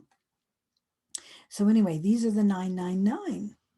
And when all these are activated, then you can get up here into the throne room. When the 3 lower chakras dominate, the 666, and they're not regulated by the higher chakras, the 999, there are transfers that take place. And as these awaken, it helps you to, and I've talked about this in other videos, please watch those other videos, to regulate and purify these lower chakras. Then they're no longer bestial. The three higher chakras of love and compassion, the heart chakra, creativity and truth, the throat chakra, spiritual vision, the ajna chakra, they become bestial. They get cut off. And now you focus only in these bestial centers, all about money and security, sex and pleasure, and power. Too many people live in the bestial realms. They're cut off from the higher spiritual drives of love and compassion, of being able to discern, understand truth, and to speak truth, and to speak it kindly and carefully, and from having true spiritual vision. Those are cut off. They can't see it. And when that happens, the individual seeks to dominate, exploit, abuse, and enslave others at the expense of the higher good. 666, 999 can also represent the 7 different spiritual planes, the throne room being the top plane there. Now I want to talk about knowing how to discern between false and true prophets and the role of empowerment and disempowerment. I'm going to do this by introducing you to a series of books that I really enjoyed when I was a teenager, the books of Dune by Frank Herbert. I didn't understand these books as much when I was young as I do now, but essentially these books are all about a warning of false prophets ruling the world. So far, we have seen how St. John warns us about a false prophet who plays upon people's naive beliefs using speech, signs, and seeming miracles to enslave people by making them think the things the beast represents, money, security, pleasure, sex, and power, are the most important things in the world. So you don't need to spend the time and energy in your life to do real spiritual practice, to really develop your higher self and open your heart to love and compassion and have true Christ consciousness as you also enter the throne room. The false prophet wants to prevent you from developing your higher mind and intuition, so you will continue to idolize these things and thereby keep false prophet, whoever is acting as a false prophet, and the beast, what they want you to worship, in power. False prophets use ignorance, fear, division, and hate to get you to kill, abuse, destroy, and enslave others, who the false prophet and believe oppose their power.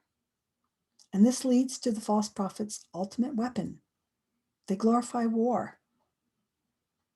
They want to create Armageddon.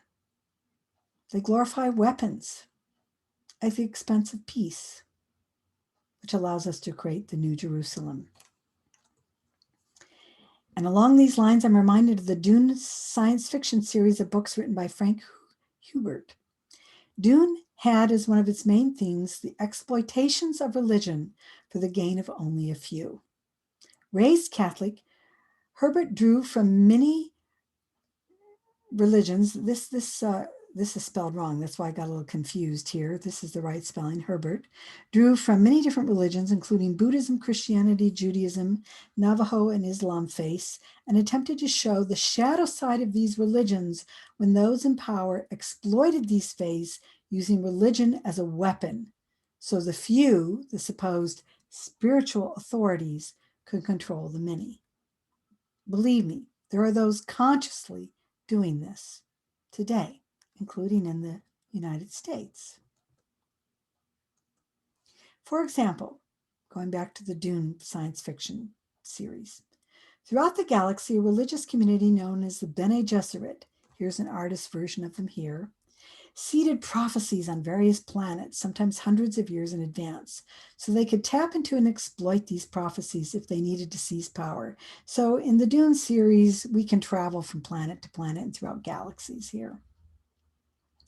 On Dune, the native Fremen, but he's using that kind of sarcastically because they're actually have been dumbed down deliberately by those in power.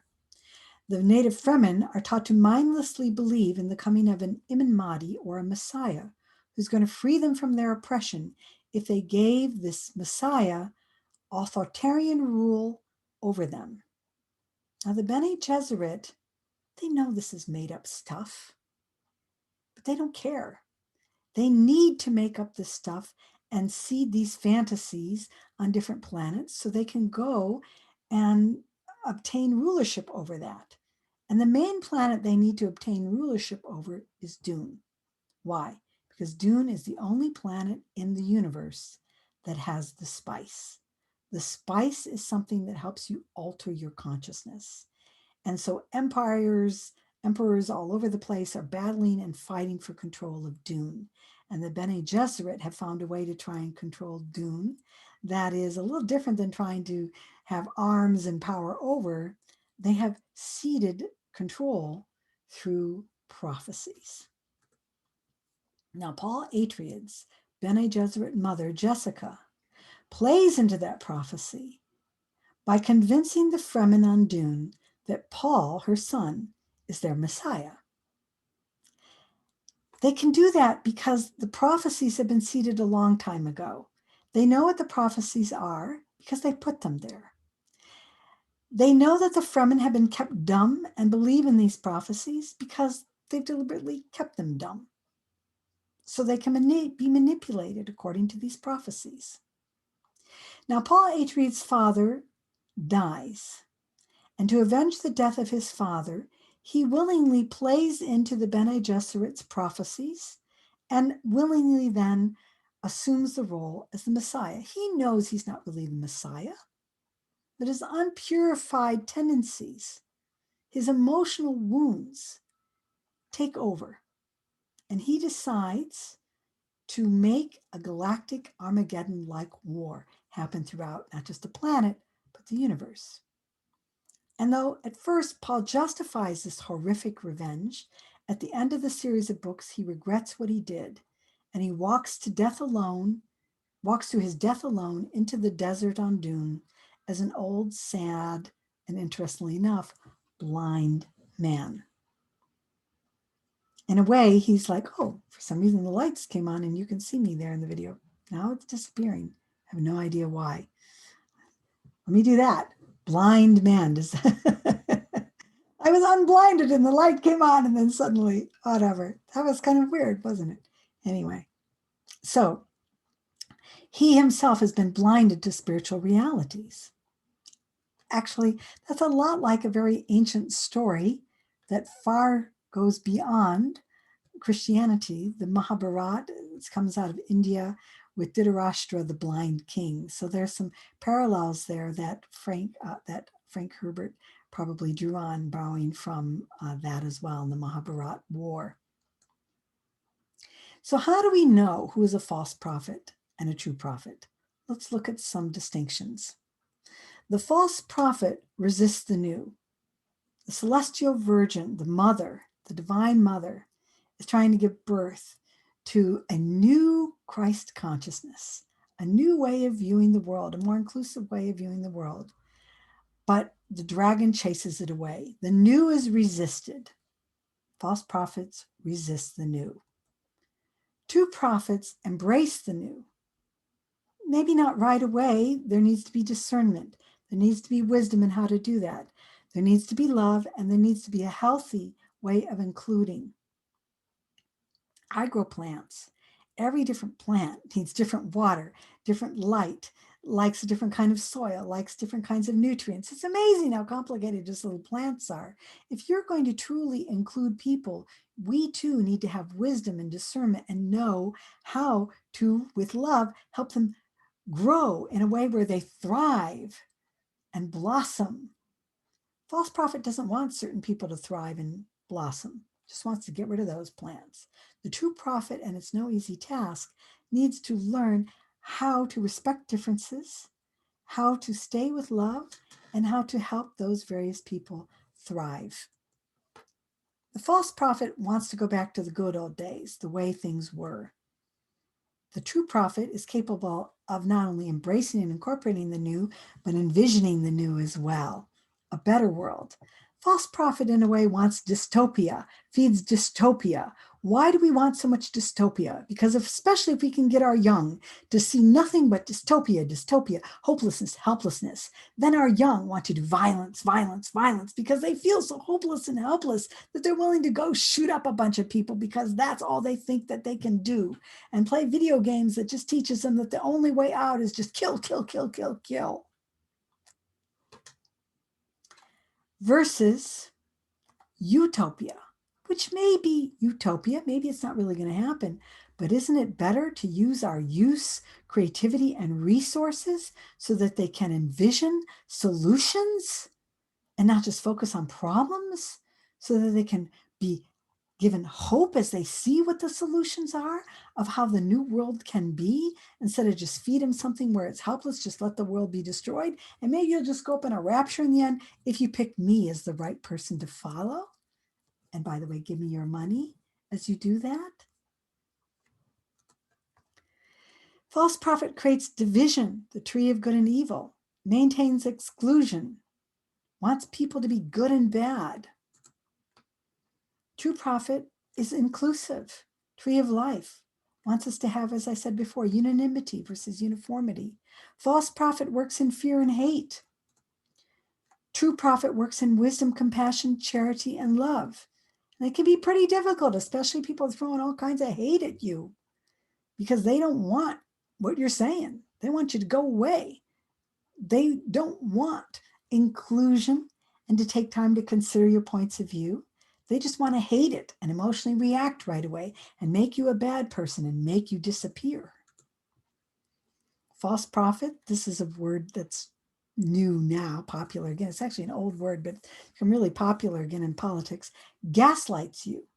That word came from an old movie, I think it was in the 1930s, where basically you say, that's a red stop sign. No, they say, that's not.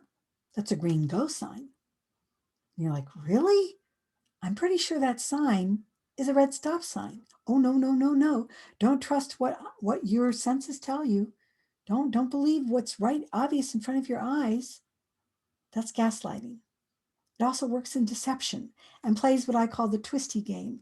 I used to specialize in abuse, people that were abusers and people that were victims of sexual and physical abuse.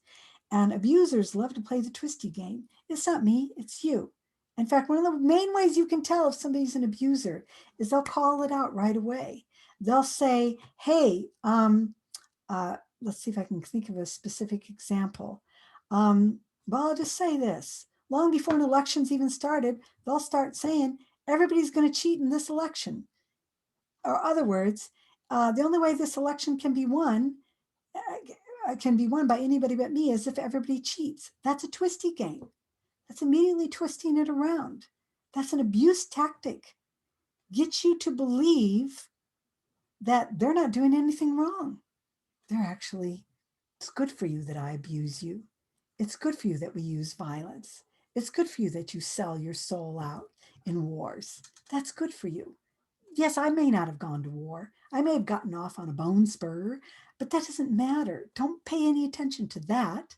Don't pay any attention to the fact that I've never had to suffer anything like war in my life. You just go to war for me and do all the suffering for me while I get to enjoy my life in a golf course. That's a false prophet.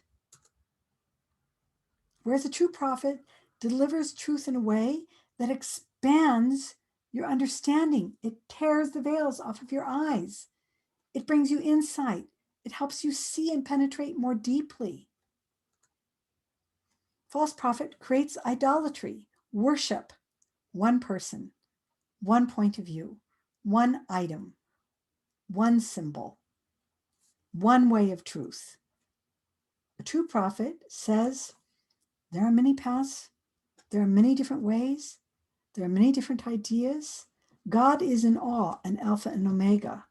And let's take a look at that. That gets twisted around, doesn't it? It's gotten twisted around in the Left Behind series. I'm just going to start calling these things out, hasn't it? So that anybody that says there might be more than one way to look at things, there might be more than one view of truth, there might be more than one person or place or thing or idea or religion or viewpoint is demonized by false prophets. It creates polarization, them versus us, tree of good or evil versus unity, tree of life. It creates war, Armageddon. It wants war, Armageddon. It worships violence. It won't do anything to stop violence. It will resist stopping my right to be violent. I mean, we got AK-47s. We cannot get rid of them. No matter, mass murders are happening in the United States pretty much every day here. Oh, doesn't matter. We don't care. Don't stop my right to kill people with an AK-47. What's next? My right to have nuclear bombs? Point is, the true prophet wants peace. It wants peace. It wants a new Jerusalem. And it wants to do everything we can to create more peace in our minds, peace in our hearts, peace in our world, to prevent war from happening. Let's get a Department of Peace, not just a Department of War. Let's use diplomacy instead of dismantling diplomatic institutions so war is more likely. False prophet works in signs, is exoteric, isn't literal, doesn't want you to use your higher mind or intuition. And the true prophet is opposite of that. The false prophet locks you into the realm of the five senses. So you pretty much only want money, sex, pleasure, power, especially if you give it to me and deprive yourself. And actually, you can make it feel good to deprive yourself. It's good that you deprive yourself and empower me, the 1% or the 1/10 of a 1%. And the true prophet doesn't want you to be bonded with the 666 and enslaved and dupe yourself into believing that you don't have a right to the basic necessities of life, while those you turn into idols have a right to excessive amounts of all of that. They don't want you to believe that. They want you to believe that all of us have a right to our fair share. Our fair share. And that means there cannot be certain people that have $180 billion is what the richest people in the world have right now. 2 people, I read this the other day, have $360 billion. 2 people. But the false prophet wants to glorify a system that allows just a couple people, 2 people, to have what 40%, 2 people's wealth is equivalent to 40% of the people in the United States' wealth. False prophet doesn't want you to see that as wrong. There's nothing wrong with that. They deserve that money. They earn that money. They're going to be good with that money as dictators who get to disperse that money instead of as a democracy where a lot of people get to decide how that money is distributed so that we rebuild at least the middle class and help lift more and more people out of poverty. That's what the true prophet wants to do. False prophet wants to dominate and exploit woman and nature. We need to do that because we need more cars with more oil. We need to destroy more nature so we can have more stuff, more goodies, because that's the name of the game. Stuff in life. That's the beast. True prophet says, no, we need to respect women. We need to respect nature. We need to live more simply so people can simply live. The goal of life isn't stuff. It's wisdom. It's love. It's compassion. It's simplicity. Let's summarize. So we have here the church that is associated with the false prophet and all of these things I like to bring together. We have the Manipura chakra, fire. We have the false prophet. We have the church. They are too lukewarm and neutral. They need to be more zealous and repentant. They do not have enough fire in the belly. We're going to see in just a moment here as I summarize it. As the seal of the chakra is opened, the horse comes out and brings the scales or balance. We need to be balanced. We need to be fair and just, the horse is saying. If we are not able to do that, or we will only be able to do that if we purify ourselves, then we will want to use our power, the solar plexus, fire chakra, Manipura, to empower others so everybody can have their fair share. Everyone can have what they need to be fulfilled. I'm not going to fall into greed, but when I'm unpurified, I am going to fall into greed. And I'm going to disempower others, making both the rich and poor lackadaisical, either because the rich have too much, lackadaisical is related to this word here, either because the rich have so much they don't care what happens to the poor out there. They just keep themselves in their little walled communities. Or the poor are lackadaisical because they have so little that all they ever think about all day long is, can I eat? Can I eat? Can I eat? Can I live? Can I have food, clothing, and shelter? And then they can't think about spiritual life. Their minds and even their brains and their bodies are too disabled. In summary, we see the Church of Laodicea, which is connected to the word lackadaisical, is too lukewarm or lazy. In a sense, they have no fire in the belly or within their solar plexus or Manipura chakra. They need to be more zealous on fire so they can repent and purify themselves, so they will be more balanced, fair, and just. Only then can they empower others in a Christ-like way, giving others what they truly need to be fulfilled, not afraid of others, but willing to give generously to others. We're not saying that the poor who have nothing are the ones that should give. We're saying that the rich who have everything need to give more. Stop being so lackadaisical. Be more zealous and repentant so you become more Christ-like. And sadly, they're not doing so. They remain too attached to the world of the five senses. And that can be even if you're not rich, that can be if you're middle class. You got your share. That's enough. Just be sure that those other people don't get into your neighborhoods. People of different colors don't get into your neighborhoods. They don't give them the right to vote. Keep them away. They might take your stuff away from you. It's hard enough for me just to get my amount of stuff. Never mind the fact that maybe the only reason we have stuff is so we can use it to purify ourselves, to have the time and the freedom and the space and the safety and the security and a certain amount of healthy pleasure and family relations and community relations and loving relations around us, so our minds are freed up to pursue deeper spiritual practices. There are two ways I want to say you can live life. You can either be so lacking zeal, so lackadaisical, that you're like a balloon with no air. It just sits there and you're kind of depressed.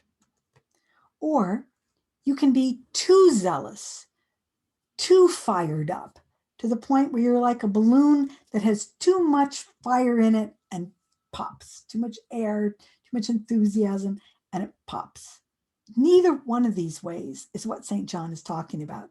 He's not saying become so zealous and repentant that you're abusive to yourself and others. That's the balloon that pops. He's saying be balanced. This is balance. The right amount of fire in the belly, the right amount of, let's say, air in the balloon, so that it's playful, it's light, it floats, it rises itself up towards the throne room, towards the heavens. That's what we want here.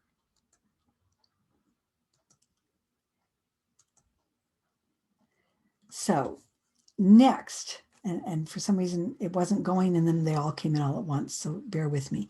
Next, a meteor. But if we don't do any of this, if we don't do this stuff that the horse is warning us to do, to purify ourselves, if we don't do it, then when the trumpet sounds and the contents of the chakras start to open up, the dragon isn't going to go up the central channel to create health, the symbol of the caduceus, of the medicine. Modern medicine won't create health, it will create disease. It will go into good and evil. It will create these oppositions, all the things I've been talking about. And if that happens, then a meteor named Wormwood comes down and destroys 1/3 of all the rivers, making them too polluted to drink. Yes, like 1/3 of our rivers and groundwater is getting too polluted to drink. That's pretty sad. But that's not happening because God wants that to happen, because it's a good thing. It's happening because we're not being balanced, fair, and just. Our prejudices, our lack of caring, our lack of living a Christ-like life is what's causing this. That's what St. John is worried about. That's what he's telling us not to do. It isn't God doing that. It's us doing it. St. John is warning us, don't do it. It's in your hands, not God's hands. It's in your hands. Don't do it. Don't take on more than your fair share from the earth, or a meteor named Wormwood will descend upon you. Don't do it, St. John is saying. And also, it's not just rivers physically, it's rivers of thought. In other words, keep your thought waves pure. How do you do that? Stay kind, stay compassionate, stay open-minded. Get rid of your fear. Rise above that. Empower yourself so you can empower others. So you give to others, not just yourself, what others need to survive, to create the new Jerusalem on earth as it is in heaven. But if you don't do that, your thought ways will become impure. You will become ambitious. You will become greedy. Then you can take all the water out of the groundwater you want and put it in plastic bottles made out of oil that you take also out of the water, and then throw those plastic bottles not only into the rivers but into the sea, which was before, into the sea. We take the plastic bottles, throw them into the sea to pollute the sea and destroy the animals in the sea. That was previous. That was what the beast does. Now we take it out of the groundwater, so even the rivers, we dam up the rivers, even they can't feed us. That's not God doing it. That's our ambition and greed and ignorance doing it. That's our being unbalanced and unjust and unfair doing it.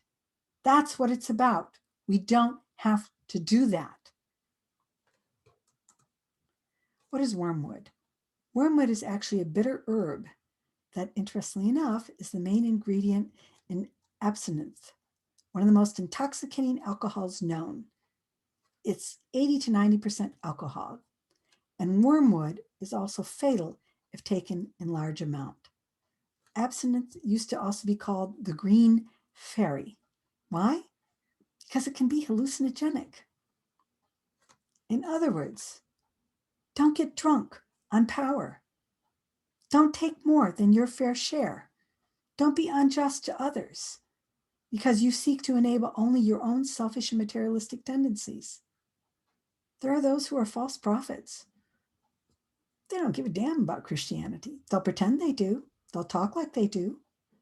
But I know for a fact there are those out there who are deliberately manipulating Christians and the Christian faith, like the Bene Gesserit, using Christian ideas to get Christians to worship the beast, to become hateful, become vengeful, to want war. Why? Because they get to keep their money, their power. They get to keep themselves protected on their little islands or wherever they're going to go. Maybe they're going to go to Mars now, whatever. They get to stay safe. They want you to instead, as well as themselves being drunk on power, they want you to become drunk out of it, either on wormwood or alcohol or marijuana or opium or cocaine or whatever. Just drug yourself out of it. And that way you can't understand and see spiritual realities. You won't have morality. You won't see what they're doing by taking everything away from you in an unjust and unfair way and convincing you that you did it to yourself because you weren't Christian enough, or you didn't pick the right prophet or the right religion, or you didn't know how to be a good capitalist. Even though the game is rigged and it's totally unfair now, just have a little more pot. Take a little more opium. Just more alcohol. That's what you need. Instead of freedom, justice, a good life, health in your body, and a chance to truly follow spiritual practices. So ambition and greed take over to the point where rivers of thought become toxic and too polluted to drink because no one can think clearly anymore. And then if that happens, which is coming up, Then the rest of the contents of the chakra, the bowl, pours out. Then all rivers and fountains and groundwater will be filled with blood and too polluted to drink. Division, prejudice, narrow-mindedness, fanaticism will cause the rivers of thought to diminish into just being polluted. Creativity will die. Everybody will believe in a dystopia, and eventually everyone will end up disempowered, except for the super powerful who believe somehow or another they'll be raptured up or escape to Mars or live on an island in the ocean because they're following the beast. Last slide before we do the meditations here. To perpetuate your addiction to power, pleasure, sex, and the world of the five senses, then you become a dictator, if you're lucky. Otherwise, you become a slave. You worship the beast. False prophet wants you to worship the beast. False prophet wants to be a dictator, to get you to worship things that are against your own best interest. Unable to perceive spiritual realms and use them to improve your life or the lives of those around you, the beast now rules. To maintain that dictatorial power, you become a false prophet. You use threats, intimidation, violence, manipulation, deception. You suppress, eliminating competing ideas and beliefs that don't allow you to keep people under control and enslaved to you. Division, prejudice, narrow-minded fanaticism, hatred, fear, nihilism, tribalism, deception through signs and fake miracles to make others willingly stay enslaved to you is even better. Convince them that that's good for them to do. The goal, get others to gladly do your bidding as they work for peanuts or sacrifice themselves in meaningless wars where you pretend to be leading them in a righteous battle that is really only designed to feed your own greed and need for power.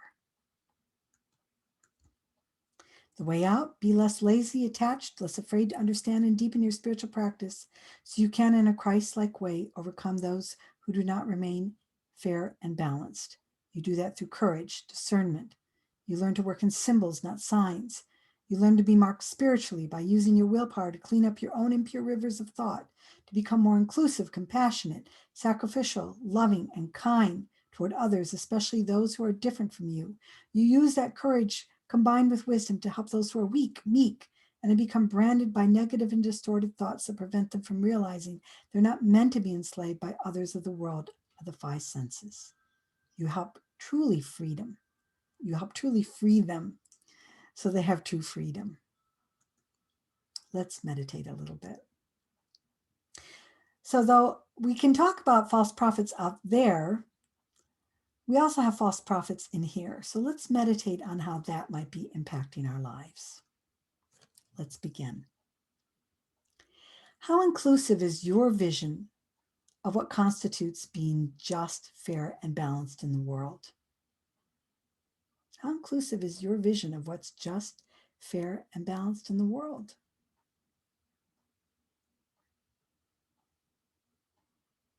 Are there certain people and groups that you're excluding in your mind in terms of your prejudicial thoughts?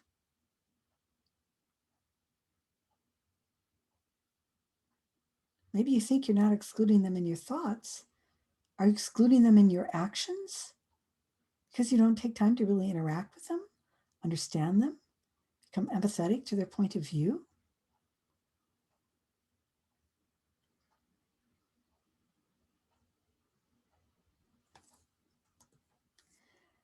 How can you become more inclusive and empower others in a way that comes from compassion, wisdom, and kindness, instead of through ignorance and judgment of others?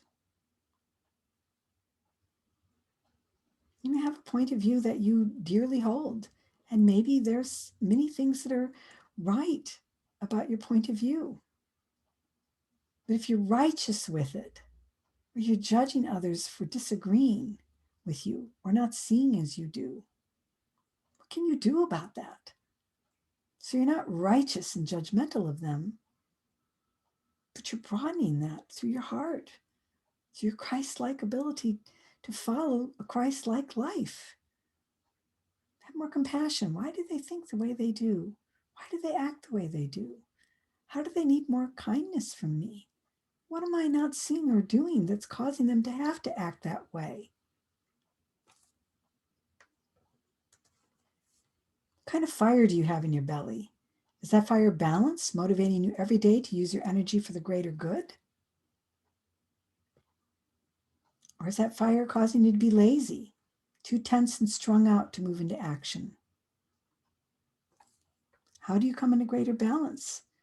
So you're not the balloon that's sitting there lazy or the balloon that's popping under too much stress. What's the right amount of fire in your belly? How do you get there?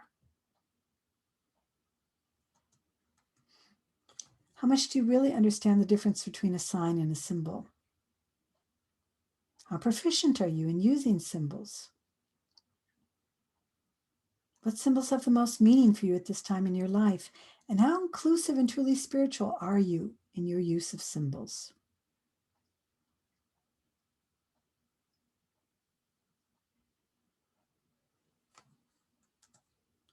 How might you be overly attached to a person, belief system, or idea, making an idol of it and blocking your ability to keep flexibility in your mind and heart?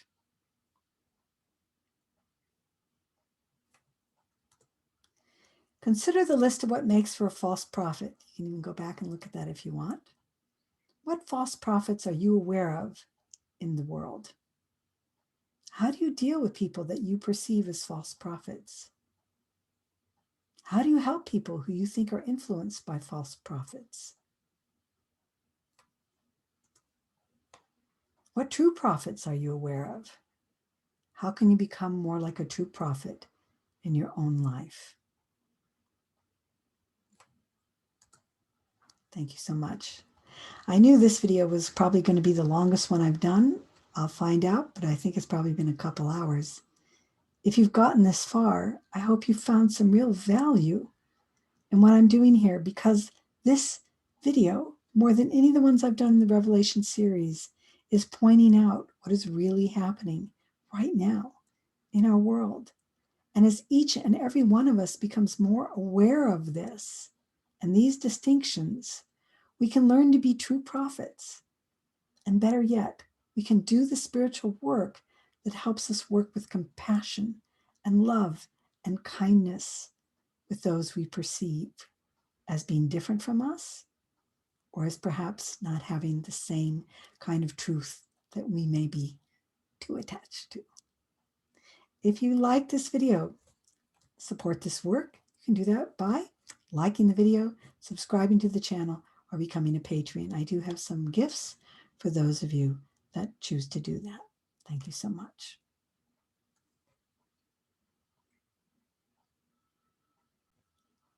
Bye for now.